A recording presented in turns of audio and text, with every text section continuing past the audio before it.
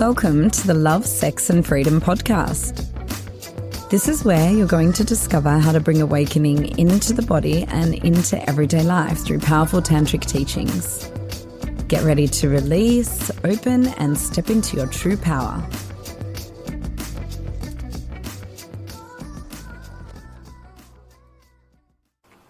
When I was 21 and I finished my degree, it was actually the week that I finished my degree, I think I shared with you on the opening day, I realized that I didn't want to be a marine biologist. But that I just yearned to help humanity. And my dad gave me some really good advice, which was, well, you've got this degree and people want you to work for them, and you do enjoy swimming in the ocean like a mermaid, all the other stuff. So, and why don't you spend your time and your travels finding out how you want to serve humanity and do that and focus on that in your hobbies and you travel, the people who you're around. And I got to thank him for that. It's really good advice. And so I spent a lot of time in India, spent a lot of time learning different modalities, sitting with different teachers, and the journey became an inward one of knowing myself and knowing what was me and what wasn't me. The second part of the journey was knowing what lights me up and excites me. And I started to ask the questions like, what brings me joy? And I started to sense that this journey of life is releasing the things that aren't us and moving into greater states of happiness in whatever form that is. And so I started African drumming, I started salsa dancing, and I'm always trying something new that on my deathbed, I'm not going to go, oh, why didn't I do that thing? Because it's never too late to learn. And I stayed open to what serving humanity could look like. At one stage, it's like, am I meant to be a mother? And that's my service to humanity. Am I meant to sing? Is that my service to humanity? Am I meant to teach dance, yoga? So it can look different for everyone. And I think there's a lot happening in social media where it's like, to be on purpose and of service, we all need to become a life coach or a spiritual teacher. And then 10 to 1 retreat, and then it's like, great, ready. Right? So I'm kind of the opposite end of that. I trained a lot until finally got tricked into teaching by Raven. Very smart of her. And it was great and it was easeful. And so those of you who are still searching for your purpose, I would say follow your joy. And we come out of this education system that is penetrating our mind, telling us what we need to know, telling us what we need to believe. And then once you've finished that, don't go travel the world and actually see how you feel and relate to the world around you, but then go to a university degree. And then go really give yourself permanent head damage and do an honours or a PhD. Don't do that if you don't have to. So my suggestion for those who are trying to find what it is that lights them up is follow what your joy is and be curious about how that's going to manifest. Right? I had no idea that part of my purpose was going to be to sing kirtan. I was like kicked out of the choir in high school. So like, you can't sing. But actually hearing the song of kirtan was what brought me into spirituality and led me to India with my first guru. And then after years of sitting in the mandir, the song started to come through me. And now that moves through my body. So it can look like anything, whatever your joy is, making jewelry, right? being a parent and educating your child, what greater service is there than that? Sitting in front of people. But explore. Take your time to explore. And if I look back from when I was 21 to where I am now, or let's say 21 till I met Tantra, every single thing that I did in that time, the jobs I had, I did health and safety at one stage, I worked with statisticians at one stage, project, all these things. I'm like, my God, they had actually trained me and helped me to run this global Tantra school. But I had no idea I would be in the tradition of Tantra. And I was on this whale survey, kicking back in my little unit. And on Facebook, I saw Tantric Sister Circle. I'm like, I don't really know what that is. I just know that I need to be there. And I went to my first Tantric Sister Circle, and there was breast massage, and these 13 women, and Raven's 8-year-old daughter there as well. And I just this is so weird, but feels so right in my being. And why isn't this taught in schools? And then I followed that. I had no idea I would be running the academy a few years later. No idea. But I started to explore. I remember I tried Kambo. I was exploring with Kambo and exploring with Tantra at the same time. And my partner at the time and I are well, which one do we do? Where do we spend our money and our time? And I said, thank God we came up with this decision. And I'm I feel like Tantra's a bit more fun than puking and pooping to release trauma. Yeah, let's do the fun one. So we chose joy, and we followed that. And, it's I would also say, listen to the signs of what lights you up. And a good reference point is to go, what do you love talking about? What would you do for free? And when I found Tantra, I could not stop talking about Tantra. To me, I actually lost friends over it, which ended up being a good thing.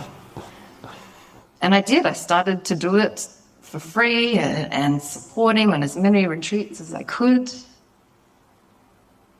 But there was no promise that I was going to earn a living from it. And I look back at the signs and the opportunities that were laid out before me to jump off that cliff into the unknown. And I took little steps, but it ended up spirit being boom. It took me getting RSI, being in incredible amounts of pain, trying to keep working at my job until I just had to resign. And everyone in my office was about time, stop suffering. And then 2 days later, boom, dream, phone Raven, she's yep, got that message from Spirit, let's do this. I'm how? She's let's start having sessions. And then it was just Spirit going, all right, we've been waiting for this. Let's create an academy. And now we have 12 staff. And there's not a week that goes by and there's not some other inspiration that's coming from Raven that wants to be anchored in the earth, and a team of people who are now sharing as well this work. So alongside being curious about what lights you up, alongside taking the steps to try different things and see what excites you. And I've seen this in so many people who actually do that. And they give themselves the space and the time to travel, to participate in events like this, to try different things, and then they find that thing that they're oh my God, that changed my life, and that's what I want to be a part of sharing with the world. The other part of it is trust and connection to spirit. So your soul is part of all of creation, right? If we zoom out to oneness. So when you're tapping into your purpose and that thing that you want to bring or do in the world, then remember to connect to source energy. Pray for it. Ask for it. you have help and you have that connection point to source. Intentionalize it. Visualize what it will feel like in your body, even if you don't know what it is. And then call that in and say, I'm ready. Show me. Because it works. And when you get to that stage that you're really ready to do it, then ask. Same for calling in relationships. When you're really ready to have that relationship, call it in. If you're not ready, don't call it in. But be intentional about your life. If you're about to go traveling, seeing this man's journey over the last, year, was incredible.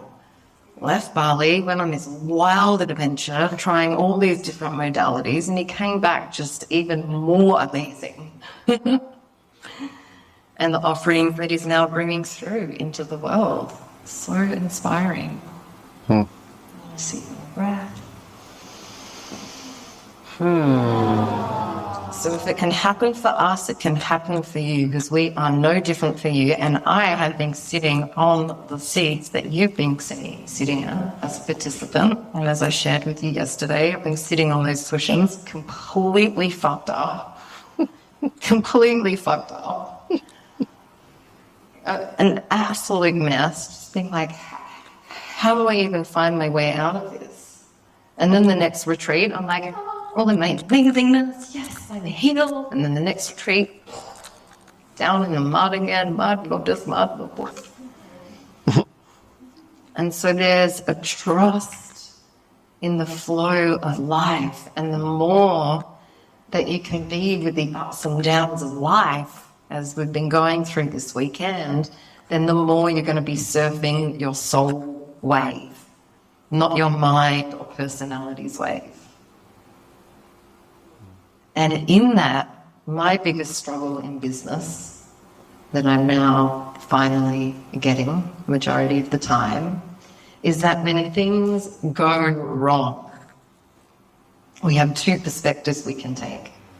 Oh my God, it's failing, we're never going to get there, it's not going to work. Or this adversity is showing me how something needs to change.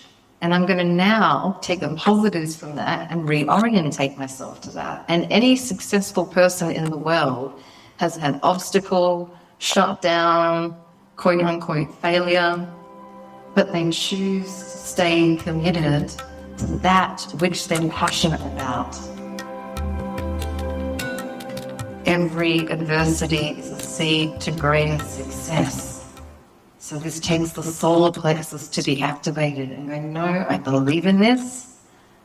I want to share this. I want to create this. And so what can I do differently?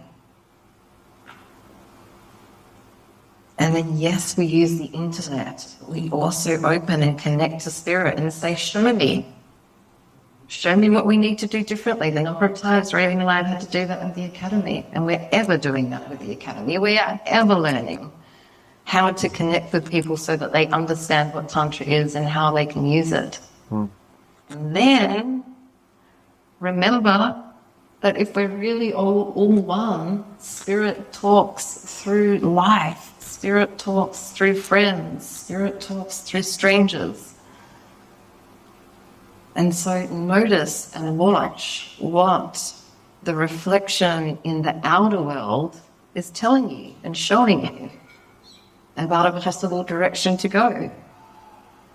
And notice the reflection outside of you, what feels good in your body, and like, oh, I'm excited by that. I want to give that a go. Fuck, yes. My first trip to India, I'd finished my honours. I was at a Amaji, which is an Indian guru in India, and at a kirtan of hers. And I'm sitting afterwards drinking tea with this beautiful man in his 70s, and he's like, Tara, I've decided I'm going to go to India. I was doing this service trip because in Gujarat, 2000, there were all these earthquakes and these 3 villages were so poor and no aid got to them. It's like, I just had this feeling to ask you, do you want to come?